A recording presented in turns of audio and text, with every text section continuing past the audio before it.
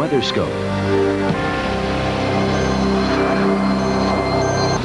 Well, it's a wet one in the Northeast tonight with rain pounding New England plus snow in the western Great Plains. Hi, I'm Christine Abernathy. Thanks for joining us. And I'm Warren Madden. We'll take a look at the forecast across the country, but first, let's check out the rain in the Northeast and in the Mid-Atlantic. One of the places that got hit hard yesterday was the Pittsburgh area. The rain mostly moved out tonight, but residents still dealing with the flooding left behind from the rain from yesterday and last night. Some places got as much as 7 inches. These pictures from Westmoreland County to the east of Pittsburgh, you see some areas did get some low-lying areas did get some flooding, and we even saw some evacuations as a precaution against the rising waters. But fortunately, the heaviest of the rain has moved out, and hopefully things will dry out and we'll get a chance to get back to normal here over the next few days. The reason why we're seeing the rain is this low pressure system that is sitting off the coast and is slowly working its way northeastward, and it's a two-cause event. You have the low-level system. You also have the upper-level system. This is the water vapor loop that shows where the water vapor is in the atmosphere and how it's being pushed around by the upper-level winds. And look at this circle here. Upper-level low-pressure system. It's almost like a whirlpool of air that's just sitting here and not moving very quickly at all, and it's drawing more moisture in off of the Atlantic into both the area around Chesapeake Bay, up into the Jersey Shore, and now into Massachusetts and Connecticut and Rhode Island and Long Island as well. Heavy rain now being reported at Atlantic City. Look at this whole big batch coming on shore. Philadelphia, you'll be seeing the rain pick up here before too long. Already raining pretty hard in the Baltimore and Washington, D.C. areas, reaching down in toward Richmond and across much of the Tidewater of Virginia. Farther to the north, well, let's not go to the north quite yet, but here you can see a close-up of that rain. Some heavier rain heading in the general direction of Richmond here, so the rain will be picking up, maybe even a few rumbles of thunder with this. Now let's head farther to the north, and you can see kind of a spin in the atmosphere right here, a little whirlpool within the whirlpool, moving on shore, driving that heavier rain across much of New Jersey, working its way up toward New York City, and as you can see, Long Island getting in on the act, also heading up in toward Buzzards Bay, Martha's Vineyard, and Nantucket.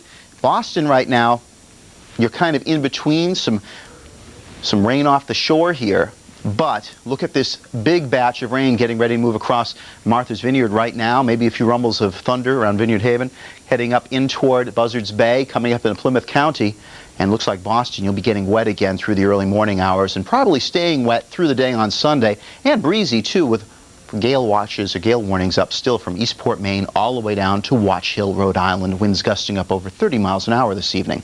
Let's check out what's happening in the rest of the country, where the snow is flying in Denver. Here's Christina. Well, that's right, Warren. Elsewhere in the country tonight, some snow to worry about and some cooler temperatures. Let's take a look at our big picture out there. And of course, Warren told you all about the storm in the east, but in the west, you're going to be getting some rather interesting weather as well. We've got a front that's sinking southward. Behind that, some very cold air in place. We've got an upslope flow here. We've got an upper disturbance that's moving through the area. And with that, we're going to see an increase in the snow here. Wyoming and on into Colorado. Look out around Denver, for example. You could pick up several inches of snow by noon tomorrow. So we see a bit of snow on the radar here as we head on into Wyoming and to the south into Colorado, getting some precipitation here as well. But again, here to the north around Cheyenne, reporting some snow. A little bit of rain in the northern part of Colorado, but again, we are expecting snow before all is said and done. And we're expecting some rather substantial amounts of snow here. Half a foot or more possible through north central Colorado. And again, around the Denver area, you could pick up 3 to 6 inches of snow through noon tomorrow. Of course, to go along with that, we've got some very cool temperatures, a lot of blue on our map, a lot of temperatures in the 20s, 30s, 40s, all the way down to the Gulf Coast, milder in Texas, milder in the southwest, but to the north where it's rather chilly, combine a little wind with that, you get the wind chill factor. That's what it actually feels like outside. 21 in Denver. 31 in Minneapolis, and even as far south as Atlanta. It feels like 35 outside right now. And look out tomorrow. Wind chill readings are going to be rather cool once again, especially as we head on into the Plain States, where your wind chill readings could be anywhere from 0 to 20 below through the Dakotas. Warren? There are many reports on El Niño's effect on the weather here in the United States, but how has El Niño affected the weather in other countries? Dennis Smith takes a closer look in tonight's edition of El Niño Focus. On the western side of the Pacific, El Niño years bring fewer storms and rain. The weather's been extremely dry, even as far west as West Africa. India's famous monsoon season was much weaker than normal this year. In Indonesia, rainfall was 15 to 20 inches below normal. In contrast, on the eastern side of the Pacific, the warm El Niño waters generated heavy rains during the South American winter. Parts of Peru, Bolivia, and Chile received 200% of their normal precipitation in their winter months, June through September.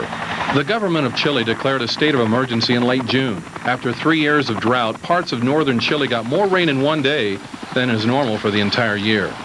Floods and mudslides forced 11,000 people into shelters. Landslides destroyed bridges and closed roads and isolated many small villages. South America's stormy winter is over, but El Niño's warm waters will affect other parts of the world well into 1998. Dennis Smith, The Weather Channel. Hope you'll tune in tomorrow night for another edition of El Niño Focus. But now let's check the forecast for Sunday, the second half of the weekend. Here's Christina. And here we go into your good evening forecast, starting out with your Sunday morning. A couple of areas to keep an eye on. One in the northeast. Our area of low pressure still here, and it's going to be a slow mover, and it's going to provide rain and some rather windy conditions once again, folks, in the northeastern U.S. The windy conditions continuing here. Look out around Boston, New York City. Not such a nice day on Sunday, and that low is not going to move a great deal as we head through the rest of the day. Also watching through Colorado and even into Nebraska and Kansas, as we've got our front moving southward, very cold air moving in, and an upslope flow and plenty of snow expected here. Look out from Wyoming, again back into Colorado. Around Denver, for example, you could be dealing with some rather substantial amounts of snow here. On into the midday, it continues, and again in the northeast, that low just not moving a whole lot, and we're still going to see rain, especially into New England, even into the afternoon hours, and look for snow as far south as the Panhandle of Texas.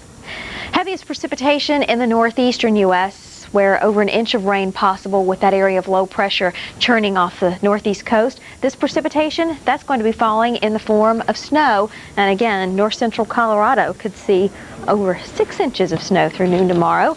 And we will have some rather chilly temperatures to go along with that snow. And those high temperatures, well, it's pretty evident where our cold front is. To the north, pretty chilly. Highs only in the 20s and 30s. Just ahead, heavy rain continues to plague parts of the Northeast and Mid-Atlantic tonight as snow falls in the Rocky Mountains. Get a closer look on travel-wise after your local forecast. Be right back.